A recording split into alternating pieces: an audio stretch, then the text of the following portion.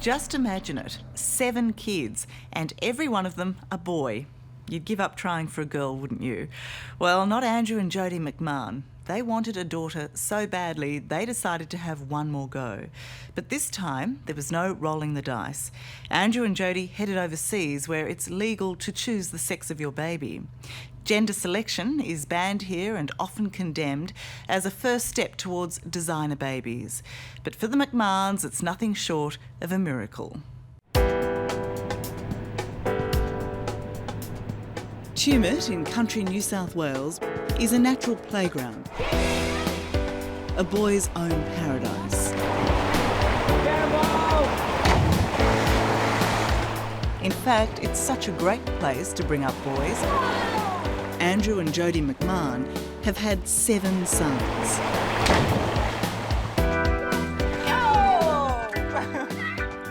There's nothing gentle about these boys, is there? No, they're not gentle at all. This remarkable, supersized family is testosterone central. Meet 17-year-old Luke, 14-year-old Aidan, Josh, 13. Billy! Billy! Billy, 11, Cody, 7, and 2-year-old Declan. They really are their own little army, aren't they? Yes. Right out, come on, go! But even with this little army of men, something's been missing for 38-year-old Jodie and 42-year-old Andrew. They've tried and tried for that elusive daughter, even turning to natural remedies. We had tried all the myths and fables. Oh yeah, and we all tried all those wives' tales. What are some of them?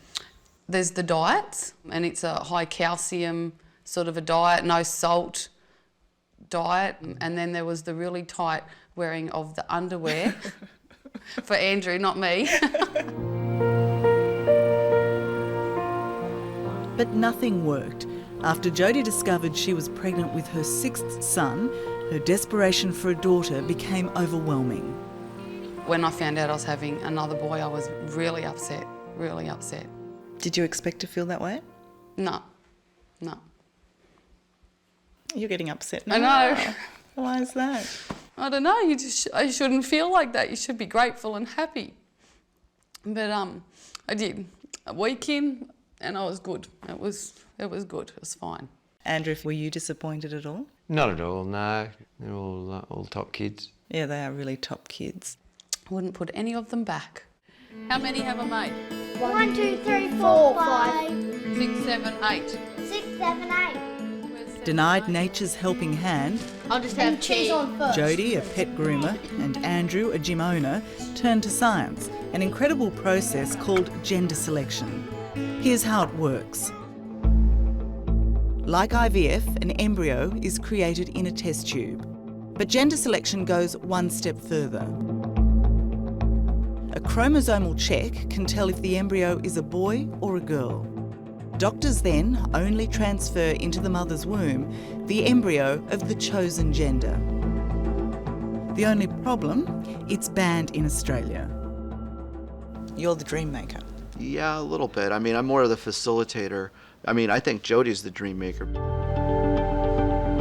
So, 18 months ago, Jodie and Andrew went to California to seek the help of this man, Dr. Daniel Potter from the Huntington Reproductive Centre.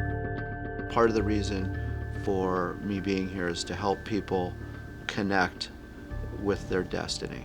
And she's been trying to have a daughter for like the last, I don't know how many kids. And at some point they just said, look, I mean, we got to do something to make this happen. And so she's the one who flew out to the United States and went through this whole crazy, complicated process. Oh, like you did the other one. And this crazy, complicated process worked. Made in America, little Addison. Off to the bar. Off to the bar. Jodie and Andrew's first daughter was born in May last year. It was just so different. It was just a dream come true, and it was just, I just had to keep pinching myself that it had happened, really, I guess. Again, you're tearing up. Why is that? Just happy. Just was really happy, I guess. Josh, you gotta talk to her. Clearly, these brothers love having a sister. I'll give it a kiss.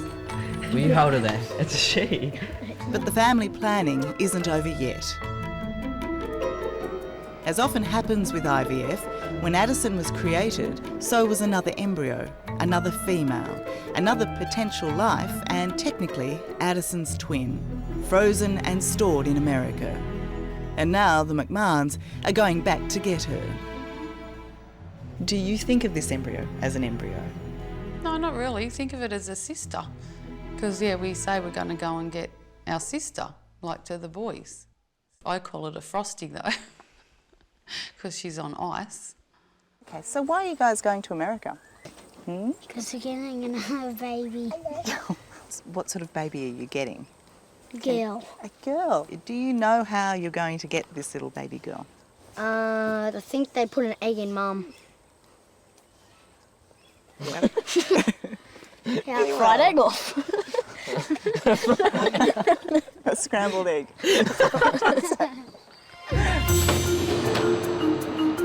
Everyone out. From Tumut to Los Angeles, the whole family is going to get Frosty. How many bags are we checking in today? I've got no idea. This is no small journey at no small cost.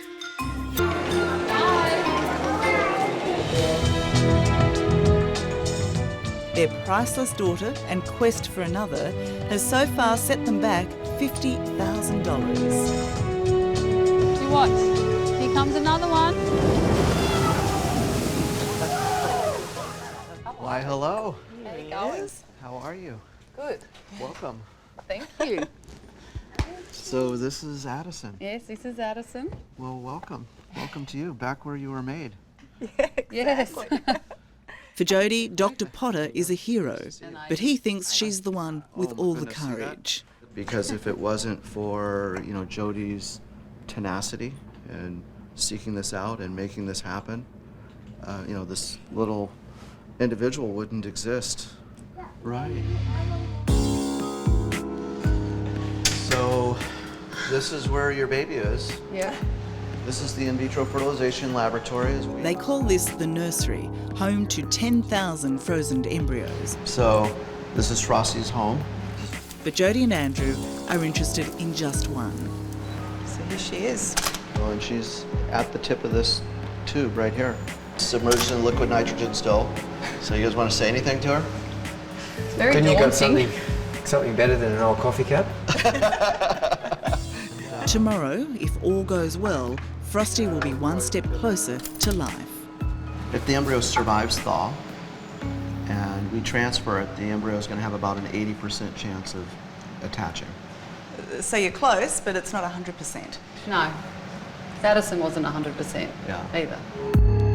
But there was no chance of Addison being conceived using this controversial procedure in Australia. It was stopped by the National Health and Medical Research Council in 2005. And the council's Dr. Sandra Hacker wants it to remain off limits. What is it that's unethical about gender selection? I think that it's essentially about commodifying a child, that I want a child that is this particular sort of child, and what's to stop the parents saying, well, I can now choose a girl and I'd like one with blonde hair and blue eyes and to be very intelligent. And the issues of selection can be seen at some level as a slippery slope. Is it fair to deny a couple that is only interested in gender selection because of the hypothetical what-ifs of blue eyes, blonde hair, etc.? Well, I don't think the slippery slope argument is the only one here, and that the right to passage into life shouldn't be dependent on whether you're a male or a female. This is not like, in China where, they perform gender selection through infanticide. Dr. Potter sees about 15 Australian couples a month who he says simply want to balance their big families, whether they want boys or girls.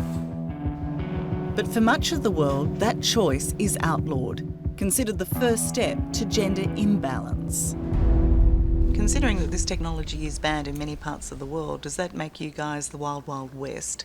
No, this is not the wild, wild west. What you're seeing here is the future. I mean, what you guys are in the past. You guys are the wild, wild west. This is the future. This is the way adults behave.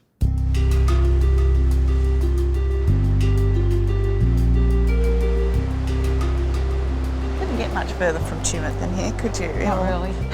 For Jodie and Andrew, all they want is another healthy baby girl, and they're just hours away from trying to make that happen. So, how are you feeling? Pretty relaxed, but just a little bit nervous What are you nervous about? that it won't work. And how are you feeling, Andrew? Excited. Yeah. This is D-Day. Yeah. The day of no return. Yeah, are you ready to be pregnant again? Oh, I don't know. Yeah, always ready. Always ready. Yeah. So I have incredible news. Excellent. So we have one perfect embryo. Yeah. It's just awesome. Yes. So, this is the uterus right here. And so we're going to be putting the embryo. I'm ready for the embryo, Rose. This is the moment of potential life, and it only takes a moment for Dr. Potter to transfer Frosty to Jodie's womb.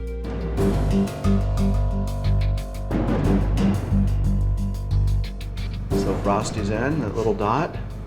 I'm going to hold the catheter still for just a moment. Now we're going to withdraw it. And there we go. That's it. That's it. Now all their hopes rest on this little embryo surviving. Good luck. Thank you. If we can bring this one back to visit, we will. Oh, I can't wait. I cannot wait. Yeah. Are you feeling pregnant? Not quite. Technically you are, aren't you? Yeah, technically, yeah. Talk about an unromantic way of making a baby. It is, isn't it? Yeah, I think I prefer the roses and the box of chocolates. But soft music, a couple of cigarettes. But